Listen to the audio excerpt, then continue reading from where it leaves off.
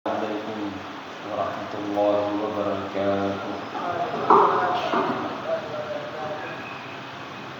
Innal hamdalillah wa inna syukra lillah wa inna tsanaa kullahu lillah. Wassalatu wassalamu ala afdali khalqillah nabiyyina Muhammadin ibni Abdillah alaihi afdalus salati wa atamut taslim. Wala haula wala quwata illa billahil aliyyil azim. Amma ba'd. Kembali kita memuji dan bersyukur hanya kepada Allah Subhanahu wa taala atas limpahan nikmatnya kepada kita semua, terutama sekali nikmat iman, nikmat petunjuk yang Allah masih berikan kepada kita semua di saat banyak orang yang tidak mendapatkannya. Dan inilah nikmat terbesar yang mesti kita syukuri. Allah masih menuntun kita semua untuk menjadi hamba-hambanya yang taat beribadah kepadanya. Salam dan salawat kepada teladan terbaik sepanjang masa, Nabi kita Muhammad sallallahu alaihi wasallam, yang mana ceritakan dalam hadis bahwa kana sallallahu alaihi wasallam idza dakhala al-ashrul awakhir min Ramadan, bahwa Rasulullah ketika masuk 10 terakhir di bulan suci Ramadan ini, ada amalan-amalan yang beliau tekankan meskipun dalam sepanjang Ramadan, bahkan sepanjang tahun, sepanjang hayat beliau Nabi sallallahu alaihi wasallam semuanya ada dalam ketaatan kepada Allah. Namun beliau lebih giat lagi khususnya di 10 terakhir Ramadan, sebagaimana bahwa amalan yang pertama adalah syadda mi'zar, beliau kencangkan ikat pinggangnya. Maksudnya beliau meninggalkan keluarganya dan fokus untuk beribadah, dan ibadah yang menjadi amalan beliau di 9 kali puasa yang dijalankan Nabi kita sallallahu alaihi wasallam adalah beriktikaf di Masjid Nabawi. Jadi sepanjang 9 puasa yang didapatkan Rasulullah, beliau gunakan semuanya adalah untuk beriktikaf. Amalan ini adalah salah satu sunnah dari Nabi kita sallallahu alaihi wasallam yang mesti juga menjadi perhatian dari kita sebagai umat yang mengaku mencintai beliau. Ya, tidak mungkin kita mampu untuk iktikaf setiap tahun.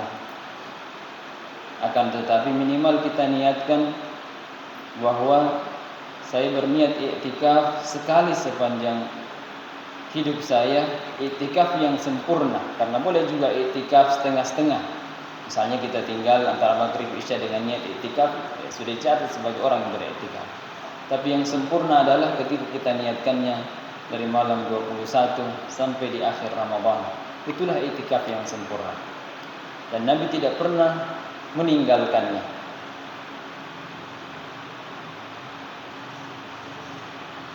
Jadi Rasulullah sallallahu alaihi wasallam fokuskan untuk iktikaf. Kemudian yang kedua adalah wa ahya lailah. Beliau menghidupkan malam-malamnya. Apa maksudnya menghidupkan malam? Ini kita istilahkan dengan tidak tidur, malailan, begadang untuk ibadah. Dan inilah begadang yang luar biasa nilai pahalanya di sisi Allah Subhanahu wa taala. Banyak orang bisa begadang untuk macatur. Ada orang bisa begadang main domino, ada orang bisa begadang untuk nonton. Tapi satu-satunya begadang yang luar biasa pahalanya adalah untuk melakukan ketaatan kepada Allah Subhanahu wa taala dengan ibadah yang beragam tentunya. Bisa kita baca Quran atau mengulangi hafalan atau dengan memperbanyak zikir. Misalnya subhanallah wa bihamdihi subhanallahil azim. La ilaha illallah wahdahu la syarika lahul mulku wa lahul hamdu wa huwa ala kulli syai'in qadir. Semua itu adalah zikir-zikir yang agung. Demi untuk meraih keistimewaan yang kita semua harapkan di 10 terakhir Ramadan. Kemudian yang ketiga, wa aiqadha ahlah. Beliau sallallahu alaihi wasallam bangunkan keluarganya, bangunkan istrinya untuk juga turut ambil bagian untuk meraih keistimewaan 10 terakhir Ramadan ini. Ya, bagaimana Rasulullah membangunkan istrinya padahal beliau beriktikaf di masjid? Jawabannya adalah karena rumah-rumah istri Nabi sallallahu alaihi wasallam, atau lebih tepatnya hijr, bilik. Ya, kalau rumah kan lengkap, ada ruang tamu, ada ini, ada itu. Tepatnya adalah bilik, kamar dari istri Rasulullah itu bersampingan dengan masjid, baku sambung. Dan Nabi sallallahu alaihi wasallam punya pintu khusus dari rumah-rumah istrinya ini masuk ke Masjid Nabawi, yang disebut dalam istilah hadis itu khawkhah. Lalu Rasulullah perintahkan semua sahabat yang punya pintu-pintu khusus masuk ke masjid untuk ditutup. Tidak ada lagi yang boleh melalui pintu khusus kecuali pintu umum saja, kecuali Abu Bakar As-Siddiq saja yang beliau tetap biarkan untuk memiliki pintu khusus untuk masuk ke Masjid Nabawi. Artinya bahwa Rasulullah membangunkan mereka juga untuk meraih keistimewaan ini. Apa yang kita sungguhnya ingin raih selain keistimewaan Lailatul Qadar yang Allah rahasiakan untuk menguji orang yang memiliki keimanan yang kuat? Maksudnya bahwa coba difannesir Lailatul Qadar malam 20 itu, 27 misalnya, maka kita pastikan semua masjid di dunia ini di malam 27 full orang yang beribadah. Tetapi di malam-malam yang lainnya mereka tidak memperhatikannya. Dan disinilah kesalahan sebagian besar masyarakat kita di Indonesia. Seolah-olah Ramadan itu adalah kebiasaan tahunan saja, tidak bernilai satu ibadah yang luar biasa, sehingga semangat di 10 awal, madodon di 10 tengah, kehabisan gas, kehabisan bensin di 10 terakhir. Padahal justru di koroni full gas, disitulah kita bersungguh-sungguh untuk meraih keistimewaan ini. Karena Allah rahasiakan di 10 terakhir, bukan di 10 awal, bukan juga di 10 tengah, tapi di 10 terakhir. Sehingga apa kata Ibnu Qayyim rahimahullah, murid dari Syekhul Islam Ibnu Taimiyah, dia mengatakan, "Syabayyar Lailatul Qadar tidak ada di bulan suci Ramadan, tapi ada di salah satu malam dalam 1 tahun, maka aku pasti mencarinya. Pasti usapak." Maka bagaimana kita tidak mencarinya padahal hanya di 10 malam saja? Bahkan Nabi kasih lagi bocoran, "Iltamisuha fil autar." Carilah pada malam-malam ganjil. Di malam-malam ganjil. Artinya dari 10 malam di malam-malam ganjil, 21 sudah lewat, 23 di malam ini, 25, 27, 29. Jadi 5 malam saja di antara 10 malam yang kita hidupkan, insyaallah kita mendapatkannya. Tapi kalau mau aman, ya amankan 10 malam sebagaimana amalan Nabi kita sallallahu alaihi wasallam. Dan Rasulullah juga pesan kepada para sahabat bahwa Lailatul Qadar sebenarnya aku mau memberitahukan kepada kalian, akan tetapi kalian tidak tahu kapan Lailatul Qadar itu khairul lakum, itu lebih baik bagi kalian. Dan itulah keimanan kita, bahwa ketika misalnya diberitahu kapan waktu tertentu, maka pasti orang hanya menghidupkan di malam itu saja. Toma tepe, toma dodonge tepe, atau setengah-setengah ini pasti datang semua ketika sudah ditentukan. Tapi ketika tidak ditentukan kapan, maka orang-orang yang bersungguh-sungguhlah untuk dapat meraihnya. Perjamaah yang dimuliakan Allah Subhanahu wa taala. Inilah keistimewaan yang Allah Subhanahu wa taala khususkan umat Nabi sallallahu alaihi wasallam yang Allah tidak pernah berikan kepada umat-umat terdahulu. Jadi syubhanallah sing roto dioleh kadangka keistimewaan kita dapatkan, alangkah cemburunya mereka. Satu ibadah yang kita lakukan khairun min alfi syahr, lebih baik daripada 1000 bulan. Kenapa kita tidak memanfaatkan kesempatan terbaik ini untuk mendapatkannya? Zikir kita khairun min alfi syahr, bacaan Quran kita khairun min alfi syahr, qiyamul lail kita khairun min alfi syahr. Semua dilipat gandakan Allah Subhanahu wa taala untuk memberikan kesempatan kepada kita semua untuk meraih keistimewaan ini. Dan peluang ini sama untuk semua orang atas dasar iman dan ihtisab. Seperti kita ibadah atas dasar mata kita di Allah Ta'ala, lalu kita hanya mengharapkan pahala dari Allah, maka peluang itu insya Allah dapat kita raih semua. Karena kalau Lailatul Qadar misalnya hanya turun untuk satu orang di seluruh dunia, nah, maka tentu kita tidak mendapatkan peluang lagi. Tapi karena Allah Maha Pengampun, Maha Penyayang, Maha Rahman kepada kita semua, sehingga tidak dibeda-bedakan. Siapapun yang beribadah atas dasar iman dan ihtisab, maka akan mendapatkan keistimewaan tersebut. Para jemaah yang dimuliakan Allah Subhanahu wa taala. Itulah sehingga dalam satu kisah disebutkan tentang seorang ilmuwan di Amerika yang bekerja di badan antariksa Amerika yang bernama Mr. Gerner ini mendapatkan hidayah dari Allah Subhanahu wa taala berkat fenomena Lailatul Qadar yang dikisahkan setelah dia masuk Islam. Beliau mengatakan yang kerjanya tugasnya meneropong luar angkasa dengan teleskop super canggih yang dimilikinya. Beliau mengatakan bahwa ada fenomena yang tidak pernah dia saksikan sepanjang dia bertugas lebih 10 tahun di Badan Antariksa Amerika itu. Fenomena apa itu? Bahwa di setiap hari itu tidak kurang dari 15.000 sampai 20.000 meteor yang jatuh ke atmosfer bumi. Saking banyaknya meteor yang jatuh. Tapi Allah Subhanahu wa taala melapisinya dengan lapisan yang menapis sehingga tidak sampai ke muka bumi. Saya pernah lihat video gambar orang Rusia, astronot Rusia yang pernah berhasil sampai di bulan, itu mengatakan, saya sudah sampai di bulan dan saya tidak melihat Tuhan ada di bulan.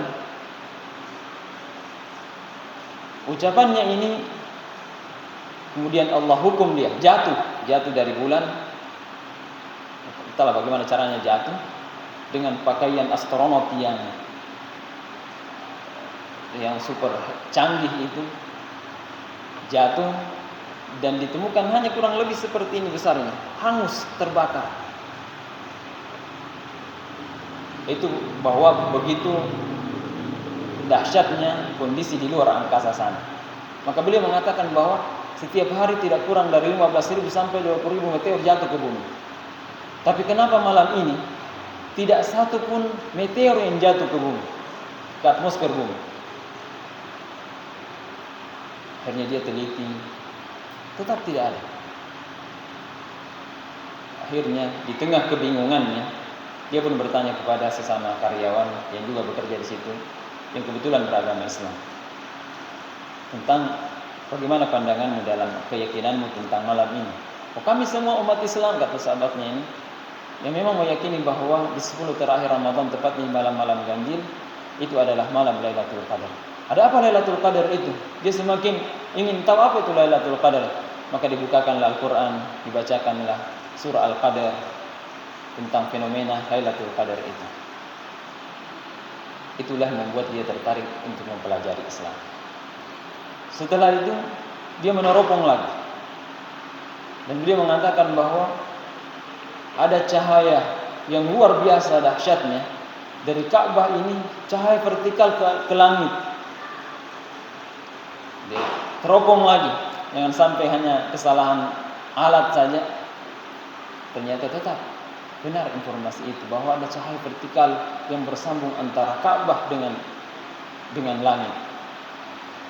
Dan itulah yang Nabi katakan dalam hadis bahwa sekiranya Baitul Ma'mur itu jatuh, coba medung itu Baitul Ma'mur di langit yang ketujuh, di mana para malaikat itu beribadah kepada Allah, maka jatuhnya pas di atas Ka'bah.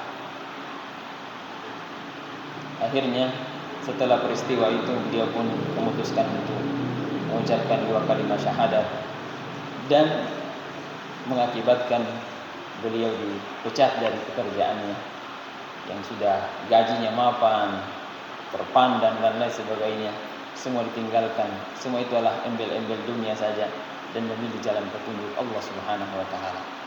Artinya apa? Bahwa dari segi ilmu pengetahuan seperti itu, teknologi. Tetapi sepertinya bahwa apa yang dialami oleh seorang ini tidak menjadi bisa disaksikan oleh semua orang. Itulah jalan petunjuk yang Allah ingin berikan kepada orang ini. Karena kalau ini Allah bukakan, ya kita tidak usah datang saja ke antariksa Amerika untuk tahu kapan itu. Tapi itulah jalan yang Allah berikan kepada seorang Gerner ini untuk mengucapkan 2 kalimat syahadat dengan keajaiban yang Allah perlihatkan. Para jemaah yang dimuliakan Allah Subhanahu wa taala. Apa yang Allah turunkan pada malam itu adalah keberkahan. Sehingga para ulama menjelaskan bahwa di antara tanda-tanda Lailatul Qadar yang pertama adalah ada ketenangan, kedamaian, ketenteraman yang kita rasakan pada malam itu yang tidak kita rasakan di malam-malam lainnya di bulan suci Ramadan. Jadi kapal pindah dingin tenang hati. Kenapa kita bisa merasakan tenang damai? Karena begitu banyaknya malaikat yang Allah turunkan untuk mengatur urusan dunia. Dan itulah takdir yang Allah tentukan untuk 1 tahun. Jadi kalau misalnya Lailatul Qadar turun malam ini, maka takdir untuk makhluk ini Allah tentukan untuk 1 tahunnya, dan yang itulah yang ada dalam catatan dalam ilmu para malaikat. Adapun yang tahun berikutnya masih ilmunya Allah. Jadi itulah arti daripada tanazzalul malaikat wa ruhu fiha bi rabbihim min kulli amr, untuk mengatur segala urusan. Salah satunya adalah takdir makhluk ini ditentukan untuk 1 tahunnya. Jadi semua sudah tercatat. Oh, ini yang masih hidup tahun ini yang sudah ada catatannya, sudah habis, sudah ada pada catatan malaikat. Dan itulah kabar yang ingin dicuri oleh syaitan. Dicuri oleh syaitan untuk disampaikan kepada tukang-tukang ramal. Tapi siapapun yang ingin mencuri, maka dilimpari dengan bintang.